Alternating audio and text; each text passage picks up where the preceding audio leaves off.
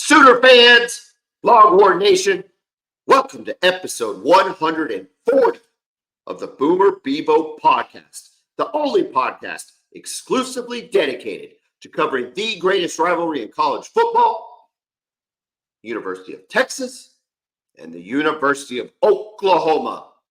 I'm here with my man, Kevin Miller. I am John Whitson. Kevin,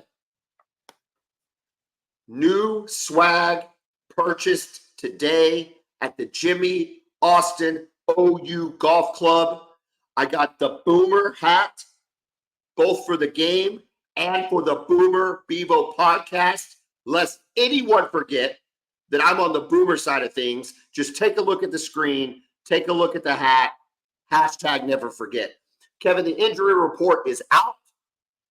It came out just in time for our final show of the week. We will make our predictions for all of the games this week, get our final thoughts for the game. But let's start with the injury report. Let's start on Texas. Quinn Ewers is listed on the report, which means there is some question of whether he'll play, but he is listed as probable. You're still 98% sure, if nothing changes, Quinn Ewers is who trots out there Saturday at 2:30 in the Cotton Bowl. That's correct. And yeah, I fully believe that it will be Quinn Ewers, barring something happening between now and then. He should be the starting quarterback. Derek Williams, defensive back, also listed as probable. Did he play? He did not play against Mississippi State. He was out. What was he listed on the? Do you remember that injury report? Or is that too far back? I believe he was out. He was listed as out. Okay, so he is probable. He's probable. Now, here's one.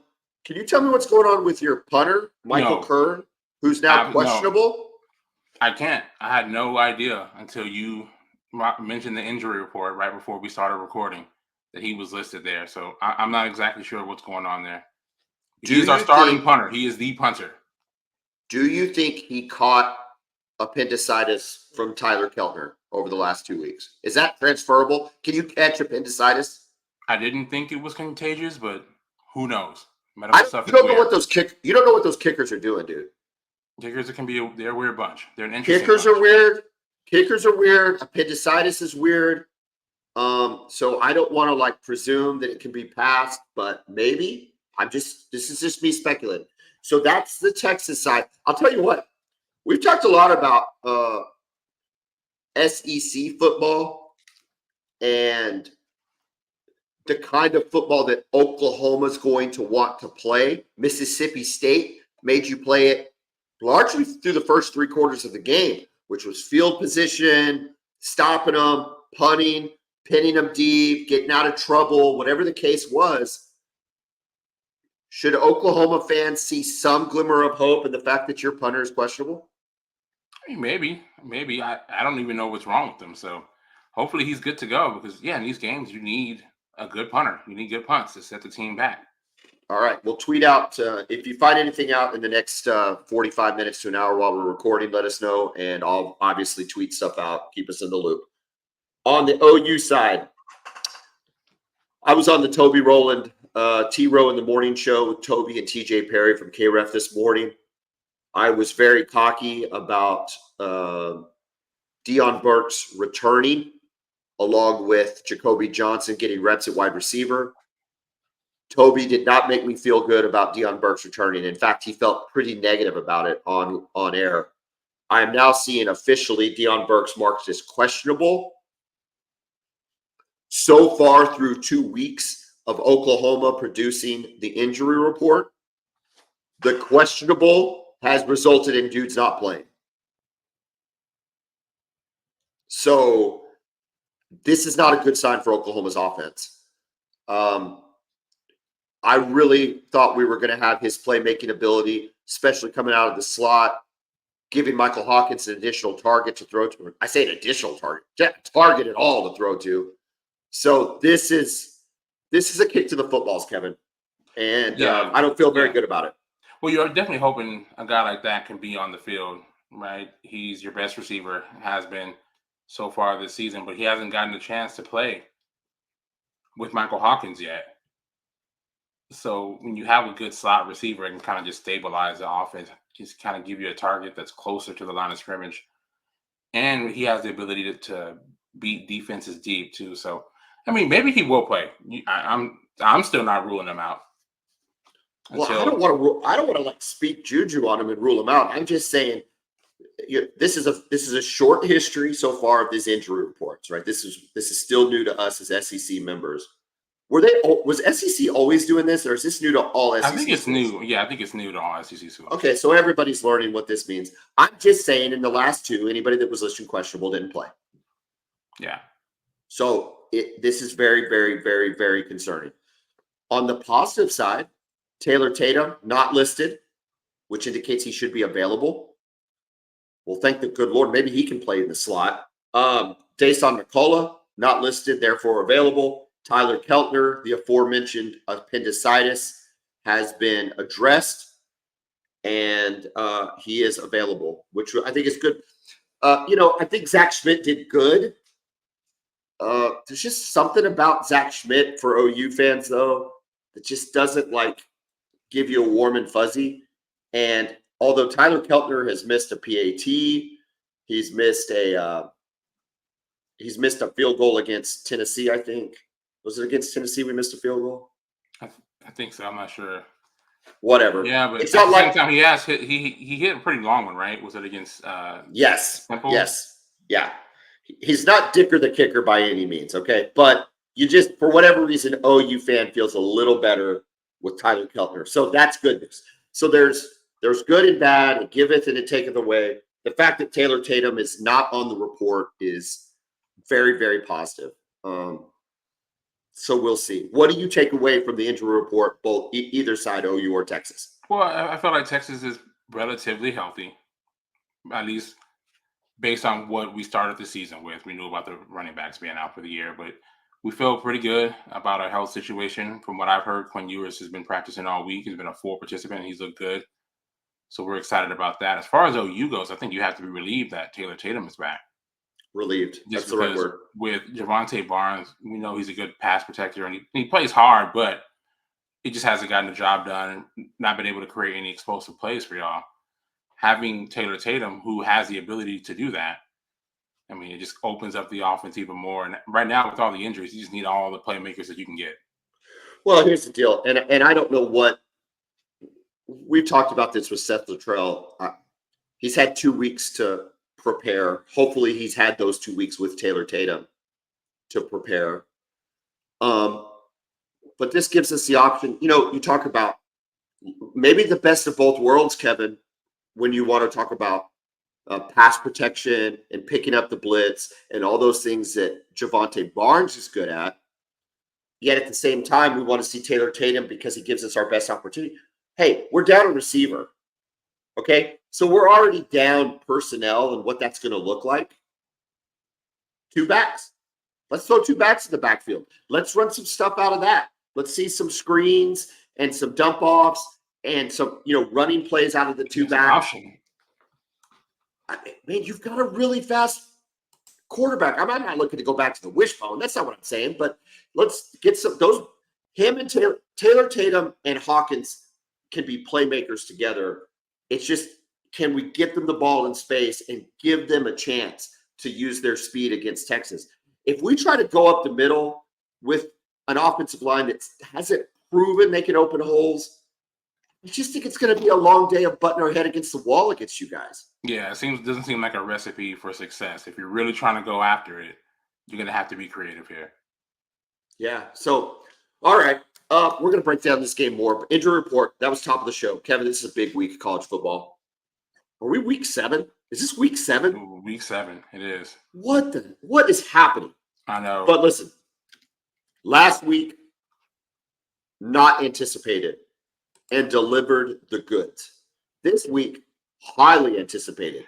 We were talking this week in July.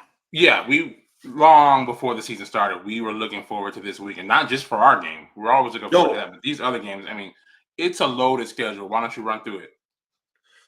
I'm going to go in order that they play, and then we'll stop and talk about the big ones. Utah at Arizona State, 6 points. This is a meeting of former Pac-12 members now in the Big 12. The question still with Utah is Cam Rising play, don't play. I'm so sick of that narrative. And I like Cam Rising and I like Utah. But, man, if I was a Utah fan, this is he going to play stuff would bug the crap out of me. Yeah, we're going on 2 years with this stuff, It's so old by now. And that game was Friday night, by the way. I don't know if yes, exactly. Friday night, so that'll be fun. That's a fun game. If you get down to Texas, Dallas a little early, get to a sports bar, you're going to have a nice, I think, Big 12 matchup to watch. Early on Saturday, South Carolina at Bama. Bama was not happy they lost to Vanderbilt. The next least happy team that they lost to Vanderbilt was probably South Carolina, who has to go to Tuscaloosa Saturday morning and face an angry, ask number 13 on Alabama's team, an angry Alabama Crimson Tide. Yeah. I mean, we're going to see. I still think Alabama's a really good football team. Vanderbilt just had something for them. And that game really wasn't fluky, by the way. We talked about that. But, yeah, they got to bounce back. I want to see that defense play better because that was concerning, seeing, Vanderbilt continually go up and down the field on them. So I want to see that defense play well and the offense to continue to be explosive and not turn the ball over. Those 2 turnovers kind of hurt them. Milroe on the outside of the Heisman watch looking in now, where he was maybe very close to the top. Is he outside looking in with the likes of Travis Hunter and the running back out of Boise State? I think so, but it's still plenty of time for him to get right back in it. Yeah, I mean, he's still the quarterback in Alabama, right? Yeah, and they'll still have plenty of opportunities to play other big games this year. I know it's impossible to say if Bama had Saban, would they have lost at Vanderbilt? But is that not a classic rat poison situation that Alabama fell into? And it just harkens you back to Saban and the leadership that he did display over, 15, 18 years of coaching at Alabama. Yeah, and we talked about this before. Saban, when Alabama's playing a big game, right? They're playing against Georgia, Texas, whoever. He is so calm and just trying to keep his players at ease. But when they're playing a lesser opponent, Vanderbilt, he's an absolute madman, going nuts at his players because he's trying to keep them motivated against a lesser opponent. So it looked like that was missing a bit on Saturday. I know Kalen DeBoer is he's just a cool cat, right? I've never seen him get upset and get angry, and that's fine, right? I mean, he's won everywhere else he's been with that, but this Alabama job is a little different. It's different. It's a little different when it comes to, and it's really different than any other job in the country. And what sucks about it for them is that they just lost their margin for error, and you don't want to lose your margin for error against the likes of Vanderbilt. Georgia lost theirs, but it's against Alabama, so they still have a lot of credibility going forward. You lose against Vanderbilt, you kind of have to be almost perfect for the rest of the year. Yeah, it's pretty crazy. Washington at Iowa in a dream Rose Bowl matchup any other year is a conference game in the Big Ten. Washington at 5-1 is a 3-point dog on the road to Iowa. I'm fascinated that Washington's not ranked with a 5-1 record, and Michigan is ranked with a 4-2 record and a loss to Washington. Washington did lose to Washington State. They're 4-1. Washington is, or 4-2. Okay. But are you sure? Did I look up the wrong thing? Yeah, I see Washington as 4-2. Okay. They lost to Washington State, back. And they lost on the road to Rutgers. Never mind. There goes mine. Sorry, I had a very good narrative going. Never mind. Okay, I don't know who's for. Is Iowa 5-1? Maybe I saw Iowa 5-1. Iowa is 3-2. Okay, I don't know where the hell I got 5-1 from. It's late. We've done a lot of shows. Washington's at Iowa. It's -3. Clemson's at Wake Forest. They're a 20-point dog at home. Wake Forest is. Missouri looks to rebound. They probably will, but a weird road trip to UMass. Very weird. Yeah, why are they playing at UMass? Why? I don't know. Are they getting like a 2-for-1? That's the only thing I can think of. Yeah, perhaps. But, man, it doesn't seem like you have to do that. You can just get a 3-0 with UMass. UMass would be happy to do it. If Oklahoma or Texas made the weird decision to play at UMass. The other side of that coin is they wouldn't be playing at UMass. No. They play at Foxborough or Yes. And some sort of big stadium. why? They're playing at UMass because it's- Missouri has 0 fans that are going to go to this game. Yeah, and I mean it's Massachusetts. Why? It's not like it's a state that's just flooded with recruits. Right? If that's Like the I case, said- you go play in that state. You play at Tulane just to get in front of Louisiana recruits, right? But That's to- that but could to- be your justification. But Massachusetts, UMass? Is it just a 2-for-1? I don't know. We'll have to check that out. It's weird. Okay, here's a game we're definitely going to pick. Not as big as it was before they lost to Minnesota, but Penn State versus USC. USC is a 5.5-point dog at home. Lincoln Riley, and I'm not joking about this, says outside of 2 plays, this is Lincoln Riley's words, Kevin. I know he's your boy. Outside of 2 plays, USC should be 5-0. I have no response that's gonna dignify that comment by him. Kevin. This is a massive game for them. That's all I know. And the pressure is on. Kevin. Seriously. Listen, dude. Coaches say things all the time, right? You and I say things all the time. You and I say things to us. We have interactions with people. So let's break this down to a human level. You have interactions with people. If I say something to you and get a positive reaction, I'm likely to say something similar over and over again to receive that same positive reaction. Okay?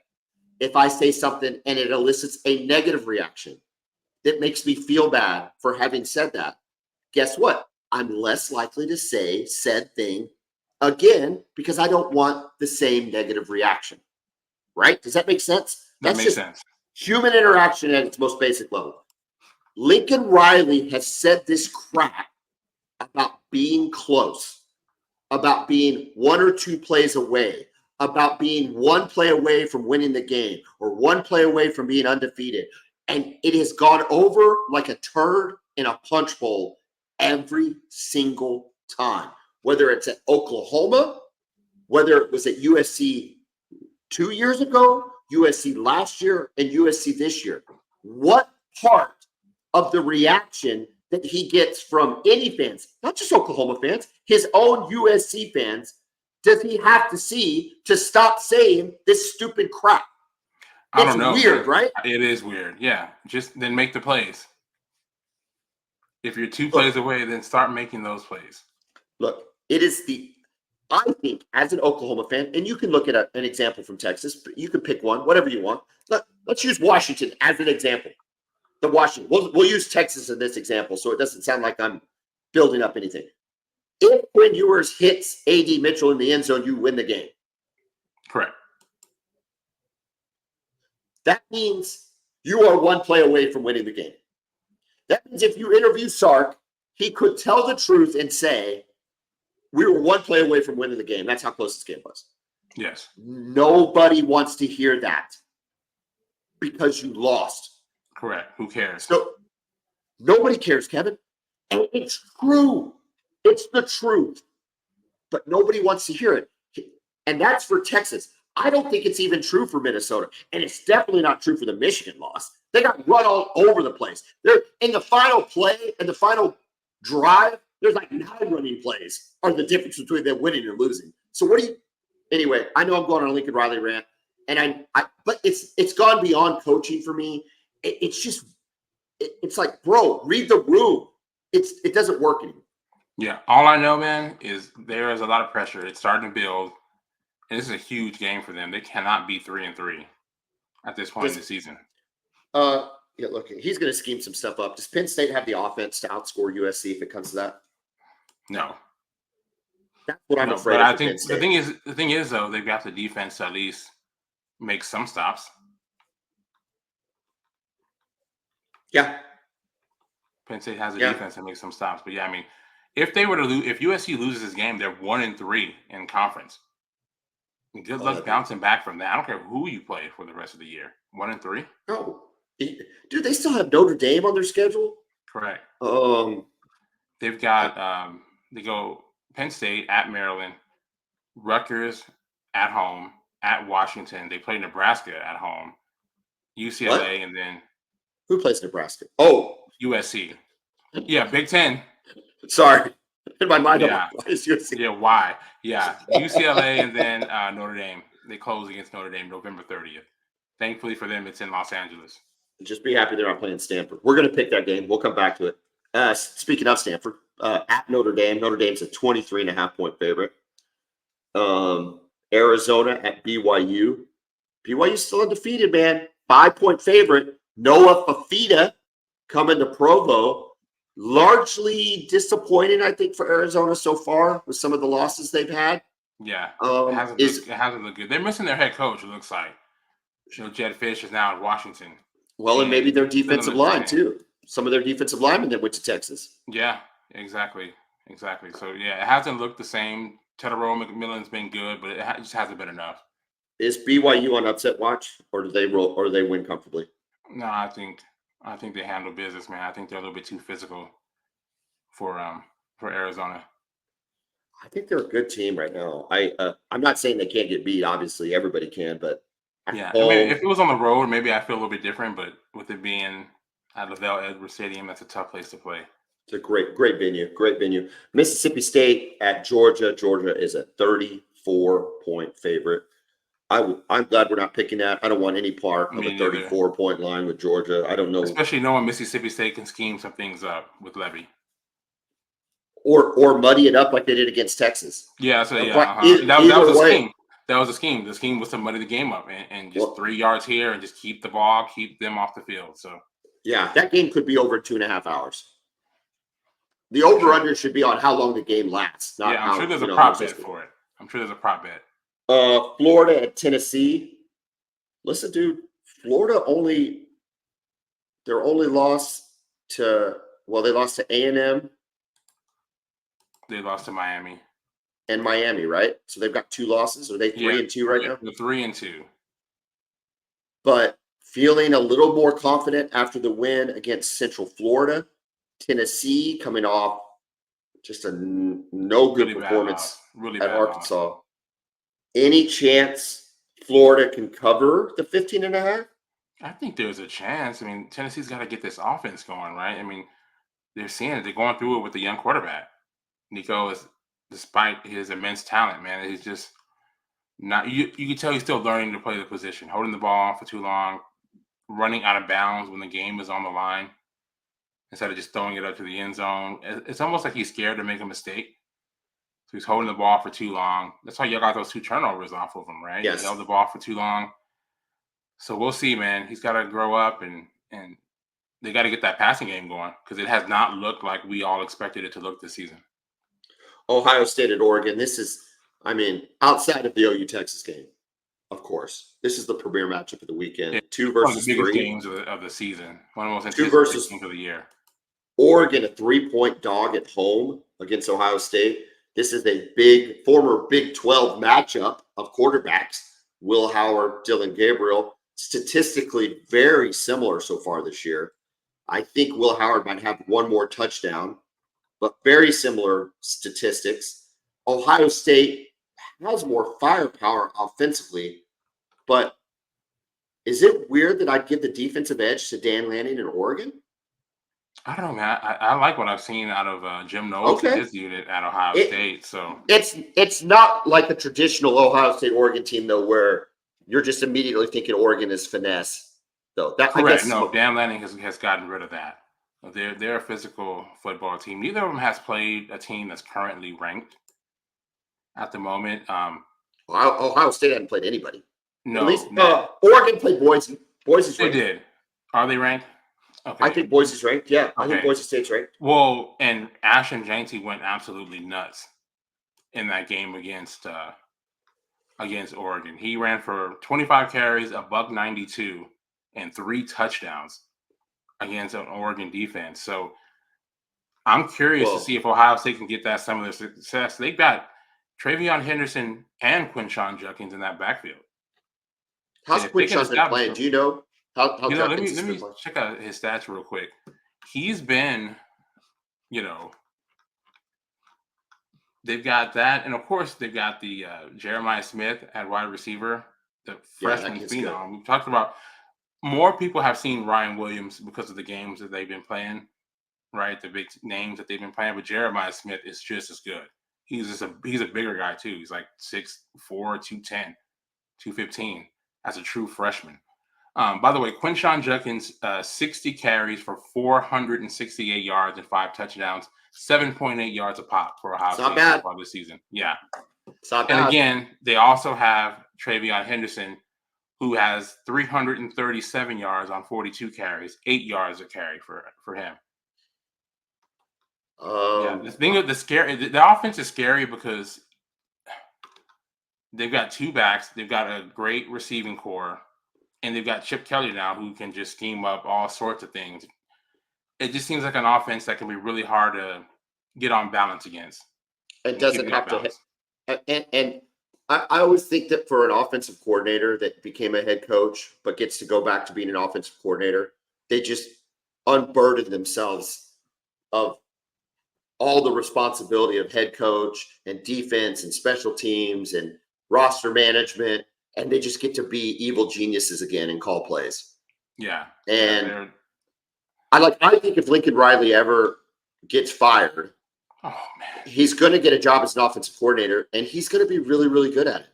If he gets fired from USC, his phone, I mean, first of all, he'll probably get another head coaching job, to be honest with you. But if he wanted to be an offensive coordinator, I mean, almost any school in the country would call him and beg him to come.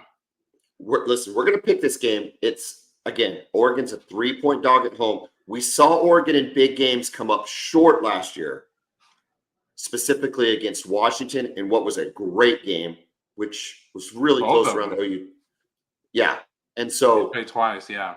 You know, we'll see if Dylan Gabriel can push him over the edge. Although Bo Nix, it really wasn't his fault last year necessarily, but it's just going to be interesting to see if they can kind of climb that hill, because I think that's the last hill for Dan Lanning to climb, is to win the big game. Correct. All right. Oh, here's another one. Here's another one we're picking. Saturday night in Baton Rouge. Ole Miss at LSU. LSU, another 3.5-point home dog. LSU is a weird team. They lose to USC early. They've kind of bounced back, but they're not necessarily dominating. Ole Miss, with what people consider a bad loss to Kentucky because it was at home and the manner in which it happened. This is a really interesting matchup. I almost dare say an elimination game for both of these schools. They lose this game, and they really are on the outside looking in of any sort of playoff. Yeah, it's going to be tough just because of the schedules that both of these teams play. So, yeah, it's – and the fact that they both have a loss. Now, LSU does not have a conference loss yet. I will say that. We'll have to keep that in mind. But, you know, they lost a game to USC. I don't know, man. It's not. Well, I'm just saying, we're talking about USC. It's not a good look now to lose to USC. It's not a quality loss. And I like what I've seen from the LSU offense for the most part, but I still don't trust the defense. No, I just think Ole Miss has bounced back. They bounced back really well against South Carolina. These two teams are like they're in the same kind of on the edge of like, do you trust them or not? Like, and maybe this is the litmus test for you've been saying it all year, who's a serious team. This might answer that question for both schools. Even though LSU will only be their one conference loss, man, they still have to play Oklahoma. I think, don't they have to play Alabama? It's LSU, a lot. Man, yeah, they've got Ole Miss at Arkansas, at A&M. Yeah. Alabama, at Florida, Vanderbilt, which is now is not an easy game, and then OU. They play you guys. Yeah. You guys go down there on November 30th. So very, very tough schedule remaining for the Bayou Bengals. This is the first game all year, though, that Saturday night in Baton Rouge has that, gives you that kind of feel. That gets me. We'll see. If OU wins, I'll be all over watching this. If OU loses, you can tell me about it on Sunday morning because I'll bury my head in the sand and won't watch any more football. Vandy at Kentucky. Kentucky a 13.5-point favorite. If Vandy is at all competitive, it'll be a miracle because you talk about rat poison. They've drank the whole bottle this week. I mean, they've been all over the. And good for them. Mad at them. Yeah, good for them. I'm not even mad at them, but yeah. Iowa State at West Virginia. Iowa State 5-0. 3-point favorites at West Virginia. West Virginia coming off of a beatdown of Oklahoma State, where they just really shut them down, made Oklahoma State fall to 0-3 in the Big 12. Another game that we're picking, though, K-State at Colorado. 4-1, ranked 18th. K-State versus unranked 4-1 Colorado.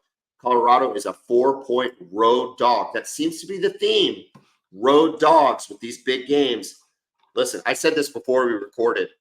Colorado is an easy team to hate, but a fun team to watch on television, man. They are a great show, especially when they're the late Saturday night game and all the other footballs happen and you just get to sit back and watch Travis Hunter and Shadir Sanders just do crazy things together.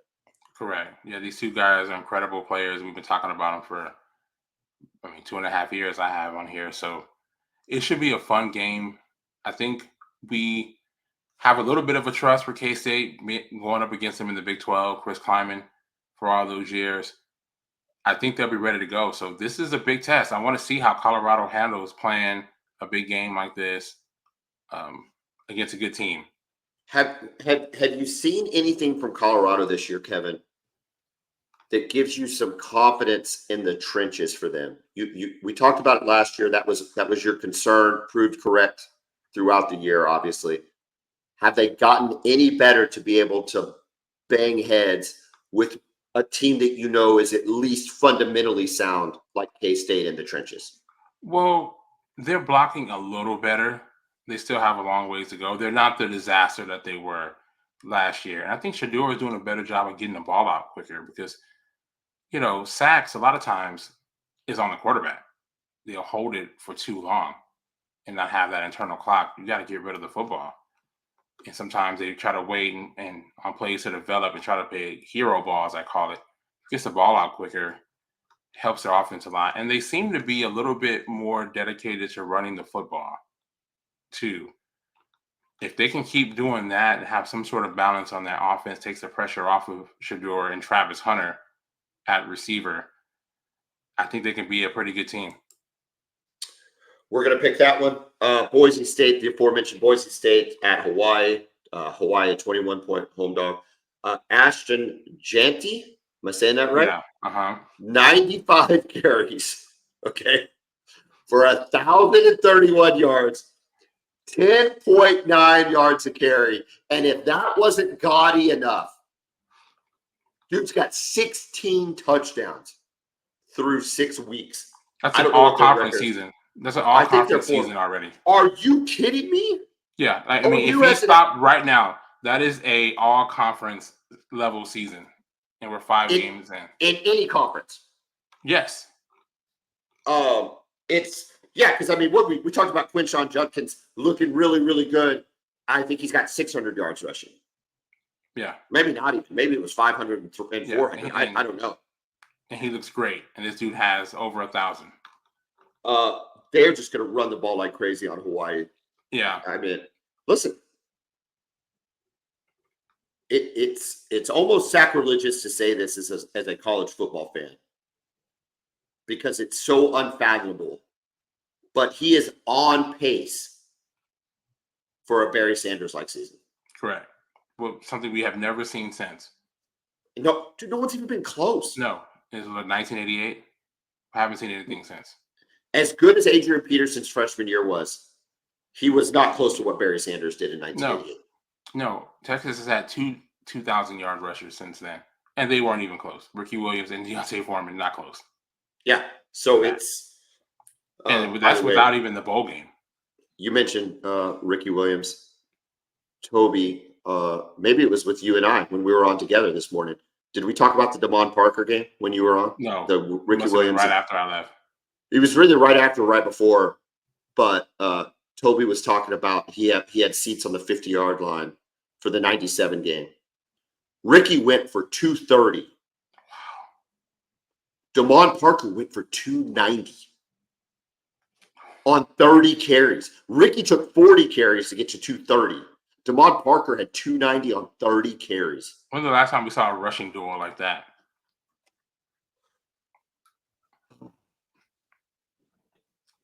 Did y'all have anybody that was running with Adrian Peterson in 04? No, y'all were pretty exceptional on defense back then. Cedric Benson Yeah. he had 92 yards in that game, 92 yards. Yeah, but nothing that was. So no. Any of Deontay Foreman's games get up there? I think in 2016 he had like maybe 170 or something like that against y'all. I mean, that would have been Mixon and P. Ryan, but they split carries so much, and no, Mixon in 2016, or not Mixon, I'm sorry, P. Ryan had over 2 bills in that game. So maybe the game is remembered more for the big shots that from Baker to D.D. Westbrook. That's what that game is remembered for. But really, it was a counterplay with Samaje P. Ryan. I mean, he had 35 carries for 214 yards. You know what? I would have never remembered that or known that because you're right. Think about that, D.D. Westbrook, because he had 232 yards receiving and 3 touchdowns. D.D. won the Biletnikoff on that one game.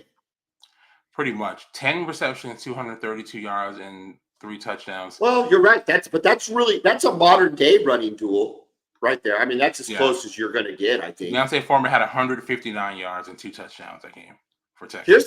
Here's the thing with Damon Parker, and I don't have the stats in front of me, but I directly recall he had like 2 runs of 40 called back for holding, 40 plus. I mean, he was whatever. Anyway, Ashton Janty against Hawaii. And then Service Academy watch. I know, Kevin, you don't care about it because you don't care about America. Somehow you're hoping the Russians field a team, which I think is really weird. But Army is hosting UAB. They're 26.5-point favorites. They're 5-0. Navy's 5-0 on a bye week. Again, they have each other on the schedule following the playoff announcement, and both have Notre Dame on their respective schedules. Keep an eye on the service academies. A great story if it happens. Kevin, we're picking Oregon, Ohio State. The spread is +3 to Oregon. Ohio State is a 3-point favorite. Do you have Oregon or Ohio State? I'm going to ride with the Buckeyes here. They just have too many ways to beat you. I am going to make a homer pick, and I am going to choose Dylan Gabriel for another big win on a Saturday in October. I think he showed what he can do in a big game. He's at home. He's a good, solid quarterback. Dan Lanning's defense will be lit, for lack of a better word. I'm taking Oregon to cover and win. Saturday night, Baton Rouge, LSU, 3.5-point dog. Do they upset Ole Miss at home? Nah, I think Ole Miss gets it done. Win and cover. I agree. I think Ole Miss is going to go ahead and win this game. I'm with you. I just don't trust LSU's defense. And Lane can scheme up some offense. They can get those guys going. We saw what they were going to do at South Carolina. We know South Carolina has a good defensive line, and it didn't matter at all. It was, 27-3 or something like that. Yeah, and Ole Miss defense played really well, too, last week. I could see this being a 10 or 14-point game. I really could. And our guy, Harold Perkins, is out for the season for LSU. Oh, well, yeah. Okay. Yeah. All right. Then I feel even better. Yep, Ole Miss. Penn State against your boy, Lincoln Riley. What's the spread on that one again? 5.5. USC is a 5.5-point underdog at home. I think USC covers that. Really? What do you see? Yeah. You think Penn State wins? No, I think USC wins. I think Penn State's offense. No, yeah, and I don't feel good about it, honestly. But Penn State's offense, I still don't trust Drew Aller in a spot like this. I mean, I just haven't seen enough from USC to think they're going to beat a top 10 team. I'm not sure what happened to their offense last week. You But know, Penn, that's Penn why State what Penn happened State is there. the opposite of a Lincoln Riley coach team. Penn State is typically disciplined. They don't usually beat themselves. They might not score enough to win, but they don't usually beat themselves. I could see it being it's 5.5 points is a lot because I It could is. see it being like 21-17, but I'm still going to take Penn State to cover just out of spite for USC. Fair enough. K-State versus the Fighting Shadurs. What's the spread on that one again? 4 points. Colorado 4 point. Every one of these teams is the home team and the dog in all of these big matchups. I don't feel good about it, man, but I'm riding with Shador and Travis Hunter. I'm taking K-State. Gotcha. I am taking K-State. I just for the reasons I said, I think they're better in the interior, both sides of the line. I do agree with you. Colorado's been running the ball more, but they haven't had to play a really good defense yet, like Kansas State. I just trust them a little bit better. We're going to come up to the OU Texas. So before we do that, let's thank our sponsor, Kevin. Brad O'Haver.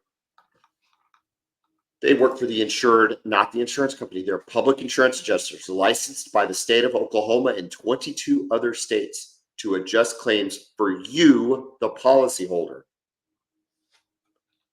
So if you've had a loss to your home or your business that you need to file an insurance claim for, consider calling Brad O'Haver, 405-735-5510. They only charge a fee on what they get recovered from the insurance company. So if you've had a loss, give them a call. Kevin, ginormous hailstorms 2 weeks ago. If your house was hit by hail, who do they call? Call your friends over at Pioneer Roofing and come out, give you a free inspection, and let you know if you need to file a claim. If you do need to file a claim, if you have issues with that claim, of course, our friends at Brown O'Haver can help you with that too. So give Pioneer Roofing a call, 405-549-2712. You heard it right there. Pioneer Roofing, if you got hit by the hail. Brown O'Haver, if you have to file an insurance claim a little bit bigger than that, or if they give you any crap on that kind of claim. Either way, they're there to help. Kevin, this is what it all comes down to. This is our Christmas Eve. This is our New Year's Eve. This is the day before what our holy high holiday is. The reason this whole thing exists. All offense intended to every religion out there. This is OU Texas, which we are putting on a pedestal. Okay? Be offended. Be offended. We want you to be equally offended because for us, this is what it's about. This is why we've done 2 extra episodes. This is why I'm going on a Texas podcast to suffer ridicule tomorrow. This is why I'm going to sit in a stadium with 99-degree heat, pouring sweat down my back, watching what I think is going to be a dogfight of a football game. Okay? This is why I'm risking putting myself in front of 50,000 other Texas fans and risking life and limb because we love this. Bit of a stretch there with the life and limb. Kevin, you know what I'm talking about. That's it's not even hyperbole. This is real life. I've got a big mouth. This Boomer Bevo Podcast put a target on my back. That's neither here nor there. Oh, you got haters out there now, huh? Well, comes with the territory. Kevin, maybe. This is it. 2:30 SEC matchup. Number 1 number 1 Texas versus number whatever we are, 21-22 Oklahoma. 14.5-point spread. Give me the 3 things Texas does right if they win this game. Number 1 is they shut down the Oklahoma offense. And I mean, gives them absolutely no hope. Forces them into multiple 3-and-outs early while the offense is handling their business, moving the football and scoring. That's number 1. Okay. Number 2, they protect the football. That defense of Oklahoma's is very opportunistic. They have forced several turnovers, one of the top teams at forcing turnovers in all of college football. We can protect the football, make the offense have to go down the field against our defense, which no one's really talking about compared to OU's defense. I think we'll be in good shape. And number 3 is just make explosive plays. I think with the aggressive nature that the OU defense plays with, it'll give us an opportunity if we can pick up some of those blitzes, force our receivers into one-on-one matchups with the OU corners, and there'll be a chance for some big plays. We have to hit on those, and hopefully we can hit on those early. Those are my 3 factors. I don't disagree with you at all. If that happens, Texas wins the game. I mean, that's the recipe. That's what Sark's preaching to his offensive staff, to his defensive coordinators, to his team. Shut down Oklahoma, eliminate hope early. Couldn't agree with you more on that. Protect the ball and big plays, counting on the fact that OU can't respond with big plays. I mean, that's it. Conversely, for Oklahoma, here's the 3 things. I'm going to start with Michael Hawkins. I mean, this is a hell of a spot to put a true freshman quarterback in, to have to go up against the number 1 team in the country in the Cotton Bowl. We're about to see what this kid's about. Now, I'm not saying failure today will define the rest of his career, but success sure as heck will. If this guy comes out and runs the ball and passes the ball with a certain level of effectiveness. Now, here was the stat I threw out today on the radio, and I think I used the word he needs to ball out. Okay, and Toby's like, what does that look like? I don't know. If he could go 18 for 26, 220 yards and 2 touchdowns, and get 120 yards on the ground, that to me, and a touchdown. So that's 3 scores for Michael Hawkins. To me, that's balling out. That's essentially Dylan Gabriel from last year. It's essentially Dylan Gabriel from last year. And I think there's enough. If you were to see that stat line, it means Oklahoma was having success moving the ball. Absolutely. I think that's huge. Number 2 is your number 2. You got to take care of the ball. Oklahoma has to cause turnovers. The good news is we're really good at causing turnovers. Further good news, we're really good at causing turnovers against Texas. So if we can be opportunistic, whether it's stripping the running backs, Jaden Blue's had some issues, whether it's getting to Quinn, forcing him into a bad throw, giving some exotic coverages, forcing him to make a misread, whatever the case may be, Oklahoma has to have a +2 in the turnover margin. They have to. I've talked about this all week, for the last 2 weeks. The team better positioned to absorb negative turnovers is Texas. Oklahoma has to be +2 in turnovers. And third of all,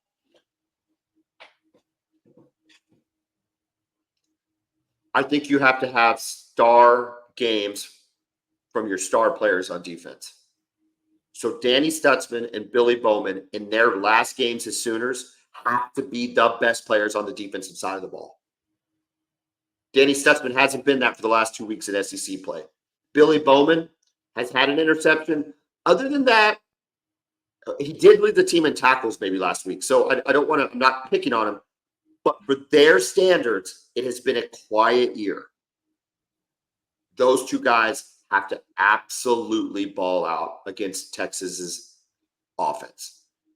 Danny's got to be a run stopper. He's got to be hitting every hole. They've got to know where he's at. They need to be accounting for him on every play. And Billy Bowman needs to be as disruptive as he's ever been in the secondary.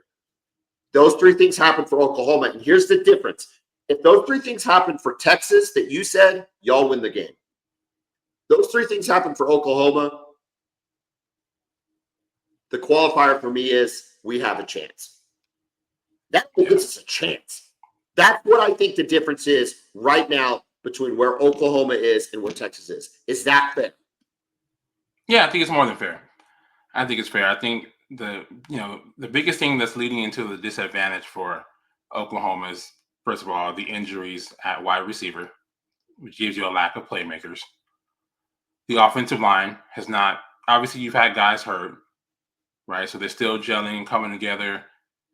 It's a little late in the season for that, though. Correct. Yeah, it's hard to kind of get it together. And this, you never know, right? But it's a tough ask for them to come together in this game against this defense. So between that and the inability to run the football, there's just a lot of factors going against Oklahoma coming into this game. So you will need a lot of good things to happen to have a shot. But it's a Cotton Bowl. I've seen crazier things than that. Than a team like OU winning this game. I've seen much crazier things than that. Oh yeah. This isn't Vanderbilt over Alabama. I mean, either team can win this game. But Saturday at 7:00 at night, we could be talking about either team winning this game. I'm not saying it's 50-50, but nobody is surprised. The Texas fan isn't surprised if Oklahoma wins this game. Yeah. They're pissed. Yeah.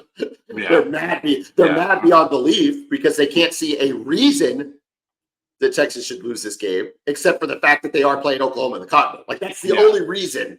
The only rationale for the possibility that they might lose is the very fact that they have to play the game against Oklahoma in the Rose. I think if you took the two teams, if it was just no names, if you took all the factors into it, no Cotton Bowl or anything, I think you would pick Texas. I would pick Texas to win by 2 to 3 scores. But that's not how this works. I'd pick Texas to win. They would cover. To me, they would cover the 7.5. I still think this spread's weird. I mean, look, offensively, maybe we come out and lay an egg. Maybe it's 2022 all over again, even with a quarterback. I find that just. It's very interesting. Find it unlikely. It's pretty uncommon for this game. I think the thing is, again, we don't have a huge sample size in which to judge this offense with Michael Hawkins, right? So if I say something negative about him, I want you to know and everybody to know, I believe in Michael Hawkins. I think he's going to be a great quarterback at some point. I don't know if he's there now. He's a true freshman. Yeah, but 6 quarters. Correct. So based on what we saw against Auburn, right, we saw the huge run at the beginning, and then it was really stagnant, mostly 3 and outs from that point all the way until the deep shot to J.J. Hester. That's a lot to ask for your defense to keep you in the game if that's going to be the case against Texas. The only thing I'd counter against that, and the statistics tell your story. So you're not telling the truth, right? I agree with you that it was stagnant, especially when backed up with the statistics. But the eye test showed him making confident throws down the field that had picked up some chunk yardage at times, especially with the tight ends. I thought Bauer Sharp actually had his best game of the year receiving the ball. There was a number of plays that were called back. He should have had another touchdown pass that was called back. I mean, so there's just some things there that the eye test says this kid's a little bit better than those statistics indicated, in addition to the big plays he had. But I hear you. Now, let me ask you this. OU fan is convinced themselves that Texas hasn't played anybody. Okay? Oklahoma has played Tennessee. The Arkansas game notwithstanding, I think we'll agree Tennessee is better than Mississippi State. Oh, yeah. And maybe better than Michigan. I don't know. We think so. I think we would have thought so before they played Arkansas. We would have thought so before that Arkansas game. Auburn at home is going to be stingy for whoever plays Auburn at home. And the athleticism of Auburn is definitely better than anything Mississippi State has. Probably not as good as Michigan. But Oklahoma over the last 2 games has been tested, I think, to a better level than Texas. Is that any part of this storyline at all? Or is that Oklahoma fan trying to find a silver lining in what has been just dominant performances by Texas so far this year? There's something to that. The fact that we haven't had a real 4-quarter fight, right? We haven't. We've put everybody away. Mississippi State, there was never a point in that game where I felt like Texas even had a chance of losing, despite Agreed. The score being close and them having that crazy time of possession. It was just more frustrating than anything else, right? But no, I think there's something to that. The fact that we haven't been in a 4-quarter fight, but I think our hope is that we're not in one either in this game. I don't think that'll happen, but I think that's kind of the hope, that we can kind of get out to a lead and kind of take the air out of the game after that. we talked about on the injury report. I think an X factor on defense. I still think you got to have big games by Billy and Danny, but I think the X factor on defense can be Deshaun McCullough. I know that's a big ask for him, his first game back from injury, but it's his third year. He's a third-year player. He's played in this game before. He's had 2 weeks to get ready. He's playing along with in the framework of a pretty good defense at this point. I think Deshaun McCullough has an opportunity to be a playmaker for us and kind of be an X factor on the defensive side of the ball. Offensively, I think it's Taylor Tatum. I think if Taylor Tatum has any kind of a good game, and I'm going to put good at over 75 yards. If he has any kind of a good game running the ball, I think it puts us another check mark in the OU has a chance at the end category. Does that make sense? Yeah, it does. Yeah, he's the most talented back you have by a wide margin. I mean, although I think Sawchuk is very talented, but I don't know what is going 1.8 yards a carry for him this season. It's just shocking. But Tatum is a really, really talented guy, and he's a guy, if he gets into the open field, he can take it to the house. So you have your most explosive threats right now are in the backfield. This game for years and years and years has been characterized by big plays, not just offensively and defensively, but in special teams. We've seen huge momentum shifts with kickoff returns, Jordan Shipley in 08, punt returns with some of Oklahoma's punt returns, some of Texas punt returns, punt blocks. Special teams edge, I don't know that it's clear Texas, is it? I think it's No. more. I think this Especially with the news of you the guys punter. actually might be a little bit better on special teams than we are so far this season. I really thought we'd be more explosive in the punt return game with Billy and Peyton Bowen. We haven't seen that manifest itself yet. I don't know that I'm not calling that out to manifest. It would be awesome. But punting, I feel really, really good about. Kicking, field goals, I think is probably a wash. How's your return game? Have you any just it hasn't been as dynamic as I hoped with Silas Bolden. And Silas Bolden, he's a transfer from Oregon State, one of those water bug type players, 5'8", 165 type guys. He's really dangerous. He has issues calling for fair catch. So I'm sure he's been briefed to not mess around in this game and get lit up on a punt return.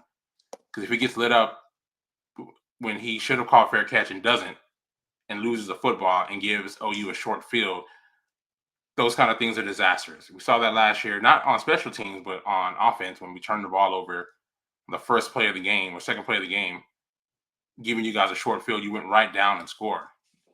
Put us at a disadvantage early in the game. Can't have anything like that happening on special teams. On the flip side, Texas did block a punt for a touchdown, which was a massive play to get Texas back in the game last year. So, like you said, man, special teams are always play a big factor into this. I think both teams have good special teams. You guys are really good, though. I've been impressed with you guys. Still think the thing is, you're right. You just never know when it's going to pop up.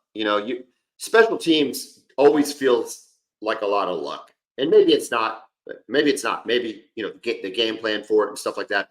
But so much of it is just, does it hit at the right time, and does what you call work.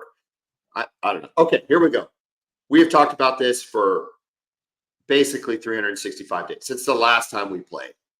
And then we have beaten the tar out of this game for the last 2 weeks. This is it. Rubber meets the road.